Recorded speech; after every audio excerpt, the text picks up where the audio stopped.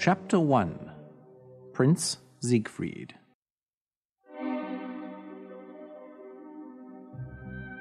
Once upon a time, in a faraway land, there lived a prince. His name was Siegfried, and he was very unhappy.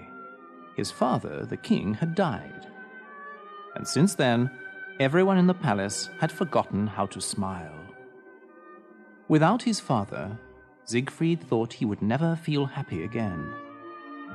Every day, Siegfried sat at the window in his room in the palace, looking at the birds and the trees. How can they sing and fly so free? They must not feel like me. His servant Oslo tried to make the prince smile by telling him jokes or doing funny tricks for him. But the prince would not smile. I know you love me, Oslo, but I cannot smile. My heart is broken. Oslo would not give up. Let's go for a walk, good prince. Maybe we can find something outside which will make you happy. If you wish, Oslo, but I don't think there's anything that can make me happy. Oslo put on his hunting cap, and he took his crossbow. He enjoyed hunting, and he hoped to catch a bird or a rabbit for the prince. They walked through the forest until they came to a lake. On the lake, there was a beautiful white swan. It had a gold crown on its head that only princesses wear. The swan swam towards the prince and looked into his eyes. The swan's eyes were so sad, but Prince Siegfried felt sorry for it. Here is a creature which feels worse than I do. But why do you have that crown on your head? The swan opened its wings and cried out, I think it's trying to tell me something. Oslo had his crossbow in his hands. He wanted to shoot the swan. I'll get that swan for you, prince. Just 1 minute. Oslo, no! Before Oslo could shoot, a magic owl flew from a tree and took Oslo's cap off his head. This cast a spell on him, and he was turned to stone.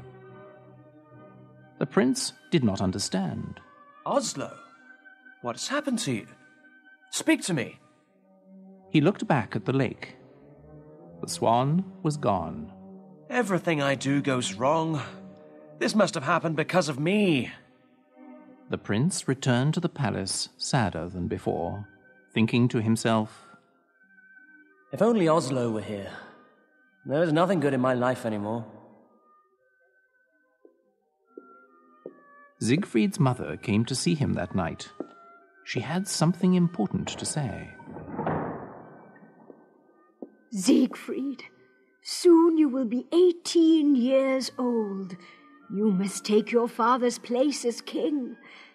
I am having a ball on your birthday so that you may choose a wife, and I will invite all the princesses from the other kingdoms. But I do not wish to marry, Mother. I do not love anyone. You will learn to love someone. First, you must stop thinking of yourself. If this will make you happy, I will do it, Mother. It is not for my happiness that I am doing this. It is for yours and all the other people in this land. You see, love is more powerful than we know. Without it, you will not be a great king. His mother left him.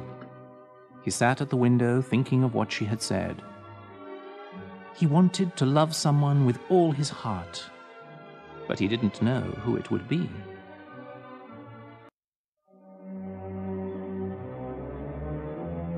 Chapter 2. The Beautiful Princess.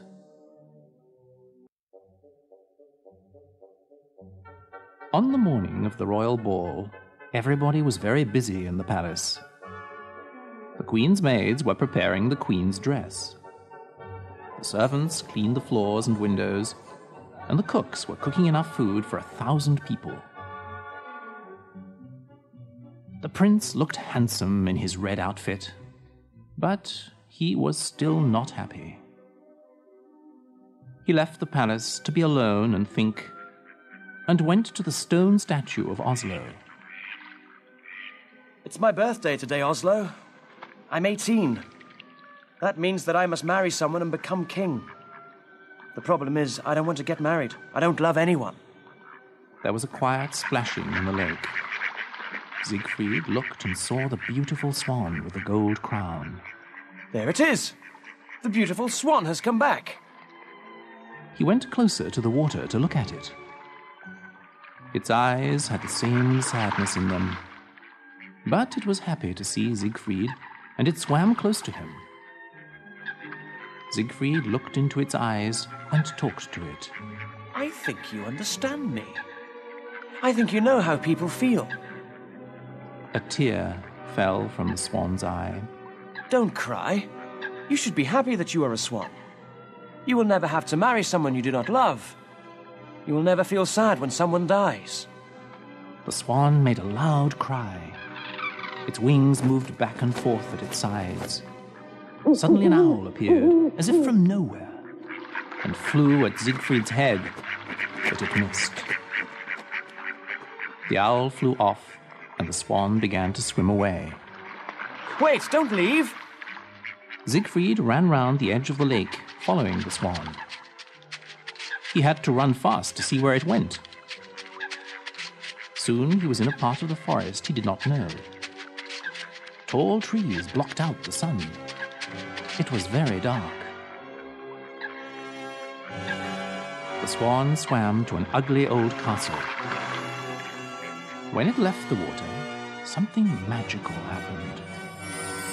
The swan turned into a beautiful princess. She had long, blonde hair, and she wore a long white dress. The crown was still on her head. Siegfried ran to where she stood at the castle door. Wait! Where are you going?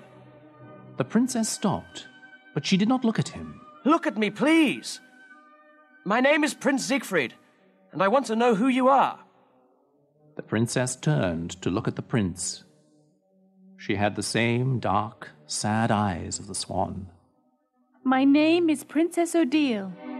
But why were you a swan? Why do you look so sad? An evil wizard called Rockford cast a spell on me. I may only leave the castle during the day as a swan. Where is this wizard?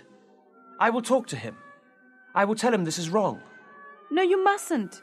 He will hurt you, I know. He does not want me to see another man. Tell me where this man is. I will fight him and free you. No, you must leave. He is dangerous. I won't leave until I see him. You must be set free. Please. You are very kind, but you must go away. I won't. She looked into his eyes again. If you want to do something for me, you will leave now. Odile, I will leave if you want me to. But I want you to come to the ball tonight. I must choose a wife, and I want to choose you. I can't. The wizard won't let me. Find a way. Promise me you'll try. She spoke softly. All right. I'll try.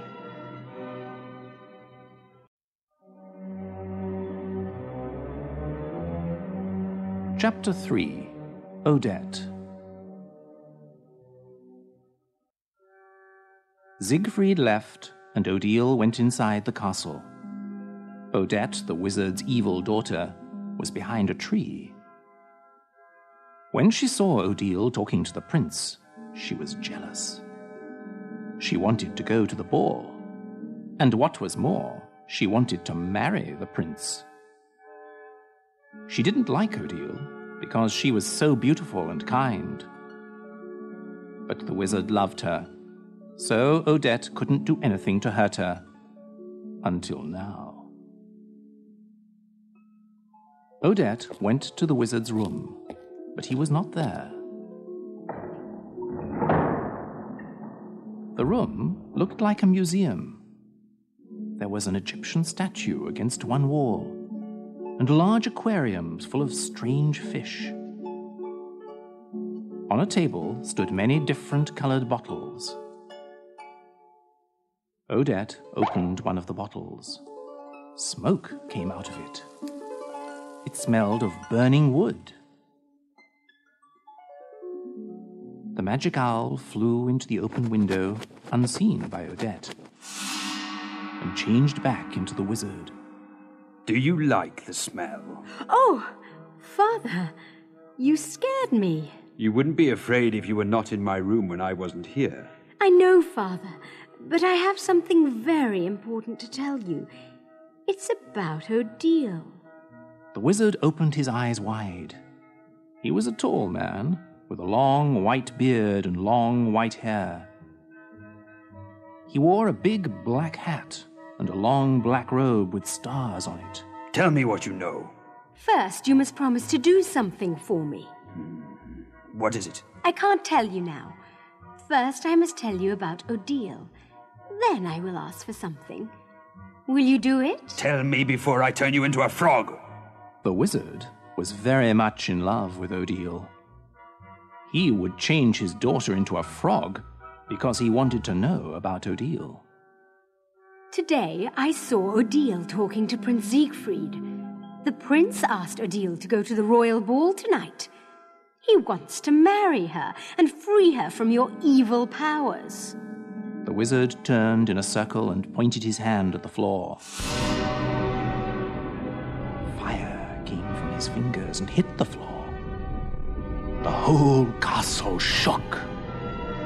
I should have destroyed the prince today when I saw him with Odile. You saw him too? Yes, at the lake. I attacked him, but I was only an owl. Odile knew this and she left him. He must have followed her here. Oh, yes, Father. And he is so handsome. You should see his face. Silence! The wizard turned himself into a large stone ball. He threw himself against the walls, making the castle shake again. Alone in her room, Odile felt the castle shaking. She hid her head under a pillow on her bed. She hated it when the wizard got angry. The wizard changed back into himself in his room. Now, Father, you promised you'd do something for me. I never promised you anything. Oh, Father, I want to go to the ball. I want to marry the prince. The wizard angrily raised his hand again. Then he thought of something. Slowly, he lowered his hand. You would like to go to the ball, wouldn't you? Oh, yes, Father. And you would like to marry the prince? Yes, I would. Then you will. And he will think that you are Odile. Oh, Father, what a wonderful idea. She put her arms around him.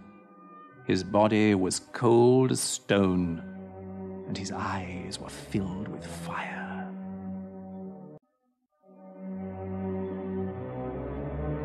Chapter 4. A Bird in a Cage. Odile's room was at the top of the castle tower. Rochford had put her there after he had taken her from her parents. She was the most beautiful princess in the land, and her parents were good and kind. Rochford had asked her father if he could marry Odile. We must ask my daughter what she thinks.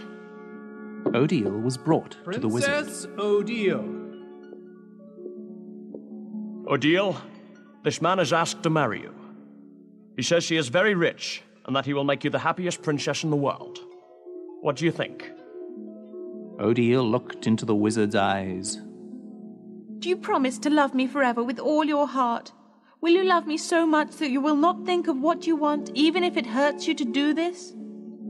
The look in her eyes and her questions made Rochford uncomfortable. Why do you ask me such questions? I told your father I could give you everything you could want. The princess smiled and turned her head away. I'm sorry, Father, but I will not marry this man.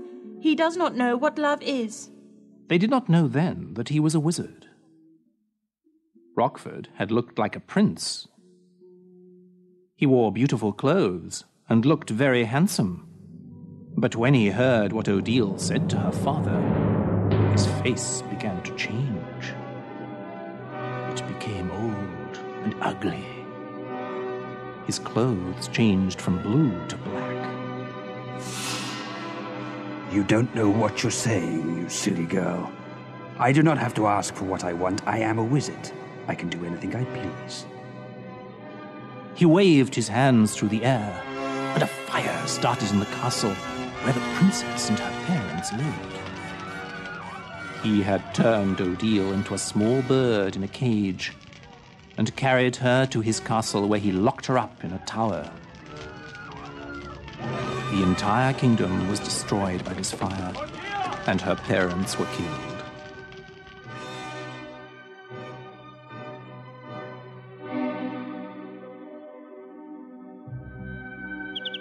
There was a real bird in a cage in Odile's room at the wizard's castle. The wizard had put it there so that Odile would remember the power he had over her. He only let her leave the castle as a swan, because he did not want other men to fall in love with her. At night, she stayed in her room, talking to the bird, who was her only friend. She called the bird Patrice, because it was her mother's name. Oh, Patrice, what should I do? The ball is tonight, and I am a prisoner here. I believe the prince loves me with all his heart. I saw it in his eyes. He loved me even as a swan. The bird began moving its wings wildly. It always knew when something horrible was about to happen. What is it, Patrice? What are you afraid of? Odile heard keys in her locked door. She put the bird and its cage behind a curtain, because she did not want the bird to see what was about to happen.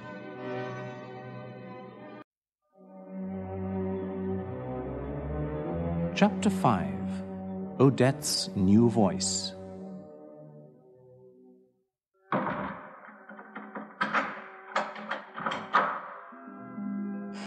The wizard entered Odile's room with Odette. Odette was the same age and height as Odile, but she had dark hair. However, she wasn't as beautiful as Odile, and this made her very jealous. The wizard spoke first.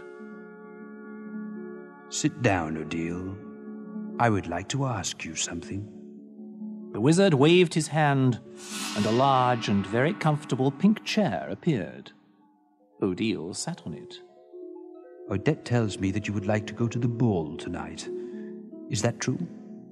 Yes. If I let you go to this ball, will you promise to marry me? I have told you, I will only marry a man who loves me and who I love. But you know I love you. If you loved me, you wouldn't keep me locked up in this castle. You wouldn't have killed my parents. You are a fool. Would you like to marry the prince? Is that it? He loves me more than you do. How do you know? He left you here with me. That shows you that you're wrong. He's afraid of me. He can't love you very much if he's afraid. He did it for me. I asked him to do it. And did you tell him that you would go to the ball? Yes. Then you lied. You knew I would not let you go. I said I would try. He knows that if I do not go, it is not because I do not want to. And how does he know this? You do not have to cast a spell on someone or make them rich to love you. You understand it by looking in their eyes. You know it by the way they speak and act. You are a dreamer. And you have no heart. Silence! The wizard raised both his arms and the castle shook. The curtain on the wall fell down, and the wizard saw the bird in the cage. Ah, the bird. If you hurt that bird, you're worse than I thought. The bird flew wildly as the wizard walked towards it. He picked up the cage. Now, why would I hurt this bird? It is like me. It has no heart. It does not feel anything when I do this. The wizard pointed his fingers at Odette. She changed into Odile. She had the same blonde hair, the same eyes. She was even wearing the crown. Odile stood up. Tonight, Odette will go to the ball as you, Odile. Siegfried will marry her, and we will see what true love is. Your hearts are nothing compared to my magic. You may look like me, Odette, but there is something missing from your eyes. The prince will know this. He does not love you, Odile. He only loves what you look like. I almost forgot. The wizard waved his hand. Odette, say something. When Odette spoke, she sounded just like Odile. Hello, Prince Siegfried. It's me, Odile. I love you. Odile ran to her bed, crying. She fell on the bed and covered her face. Rockford laughed loudly. He took Odette out of the room and locked the door behind him. When Odile looked up, only the bird was with her. It, too, had a tear in its eye. He is a fool. Good, but not Isidore. He is a fool. Yes, he is a fool. Max, she is. She is beautiful. She is wonderful. Oh, she is... Yes, thank you, Max. You are. You are? You are waiting for me to speak an answer. Well done. And? Unfortunately, I am not understanding the question. I want you to give me a sentence using you are. I am. No, not I am. You are. For example, you are from Pakistan. I am from Pakistan. Good, yes, but now use you are. But I cannot say you are from Pakistan because you are not, are you? Repeat after me. You are English. No, I am from Pakistan. What am I? You are confusing me.